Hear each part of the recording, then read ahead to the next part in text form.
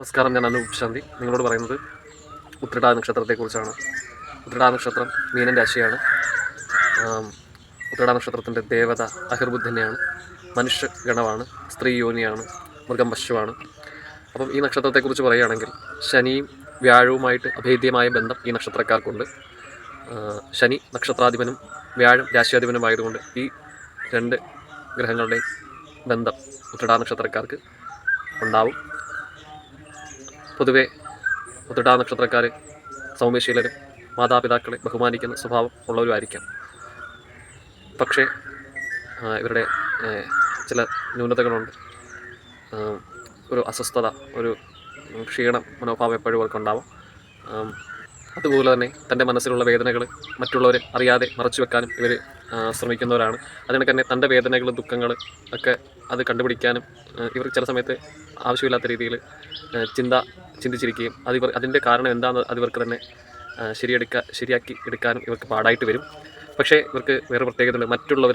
ഇവരുടെ സ്നേഹിതരുടെയും മറ്റുള്ളവരുടെ കാര്യത്തിൽ എന്തെങ്കിലും പ്രശ്നമുണ്ടെങ്കിൽ അതിന് വേണ്ടും വിധം ഉള്ള പരിഹാരങ്ങൾ കണ്ടെത്താനുള്ള ഒരു പ്രത്യേക സ്വഭാവം ഇതിൽ കാണപ്പെടുന്നു.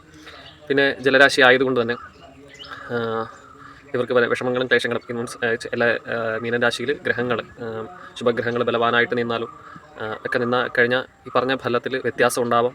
വ്യാഴൻ്റെ ത്രികോണസ്ഥിതിയോ കേന്ദ്രത്തിൽ ചൊവ്വയുടെ അല്ലെ ത്രികോണസ്ഥിതി ചൊവ്വയ്ക്കൊക്കെ വന്നു കഴിഞ്ഞാൽ ജാതകത്തിൽ പല വ്യത്യാസങ്ങളിലും പല മാറ്റങ്ങളും ഉണ്ടാവാം. അതിനൊക്കെ തന്നെ മീനൻ രാശിയിൽ ഉച്ചനായിട്ട് ശുക്രൻ വന്നു കഴിഞ്ഞാലൊക്കെ തന്നെ പറയുന്ന ഫലത്തിൽ വ്യത്യാസം ഉണ്ടാവും. അന്ന് ഗ്രഹങ്ങളെയും കൂടെയും അടിസ്ഥാനപ്പെടുന്ന നക്ഷത്രത്തിൻ്റെ ഫലം പൊതുവായിട്ട് മാത്രമേ നമുക്ക് പറയാൻ പറ്റൂ. ഗ്രഹങ്ങൾ വന്നു കഴിഞ്ഞാൽ രാശിയിൽ മൊത്തത്തിൽ നമ്മൾ പറയുന്നതായിട്ട് അവർക്കുണ്ടാകുന്ന ഫലത്തിലും നല്ല ശുഭ ഫലങ്ങളെ അവർക്കുണ്ടാക്കാൻ കഴിയും.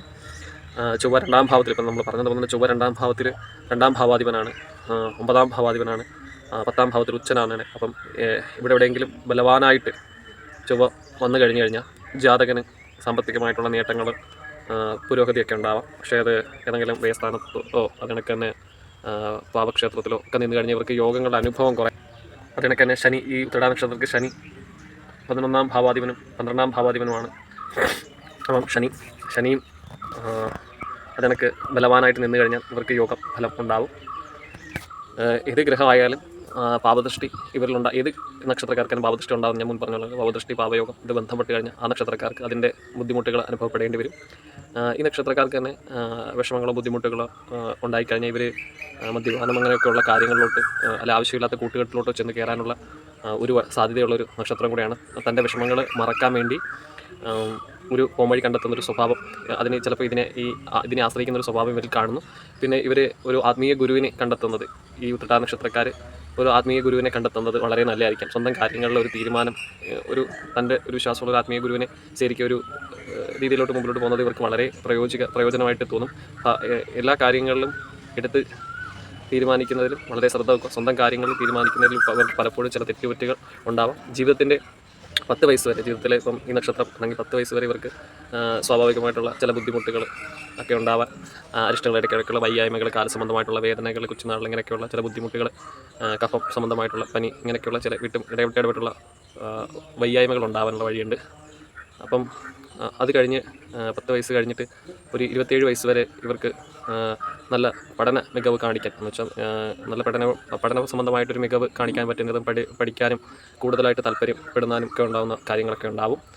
ജീവിതത്തിൻ്റെ ഒരു നല്ല കാലഘട്ടമാണ് 10 to 27 സമയം എന്ന് പറയുന്നത്. ആ സമയത്ത് കൂടുതൽ പഠന സംബന്ധമായിട്ടുള്ള നേട്ടങ്ങളും കാര്യങ്ങളും അതിനൊക്കെ തന്നെ ഒക്കെ ഉണ്ടാകും. ചിലപ്പോൾ വിദേശത്ത് ജോലി കിട്ടാനൊക്കെയുള്ള ചാൻസ് ഉണ്ടാവാം.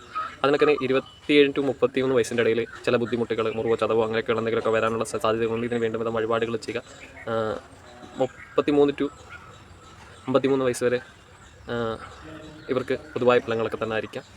ഇത് ഗ്രഹങ്ങളുടെ അടിസ്ഥാനപ്പെടുത്തി മാത്രമേ നമുക്ക് പറയാൻ പറ്റൂ, ഒരാളുടെ ഗ്രഹനില നോക്കി. അപ്പം ഈ സമയങ്ങളിൽ പൊതുവായി ഈ ദശ മനസ്സിലാക്കി അതിന് വേണ്ടുന്ന വഴിപാടുകൾ ചെയ്യുക, ക്ഷേത്രത്തിൽ ദർശനം നടത്തുക, വേണ്ടുന്ന വഴിപാടുകൾ ചെയ്യുക. പൊതുവേ ഇപ്പം ഇത്തിരി സമയം മോശമാണ്. ഇതിന് വേണ്ടുന്ന പരിഹാരങ്ങളും കാര്യങ്ങളും ഒക്കെ കണ്ട് മനസ്സിലാക്കി അത് വേണ്ടുന്ന വിധം ചെയ്ത് കഴിഞ്ഞാൽ നല്ല ഭാവിയിൽ നല്ല മാറ്റം ഇവർക്കുണ്ടാവും. എല്ലാവരും ഈ ചാനൽ ഒന്ന് സബ്സ്ക്രൈബ് ചെയ്യുക. അഭിപ്രായങ്ങളുണ്ടെങ്കിൽ എൻ്റെ പ്രാർത്ഥന നിങ്ങളോടൊപ്പം ഉണ്ടാവും. എല്ലാവരും ചാനൽ സബ്സ്ക്രൈബ് ചെയ്യണം.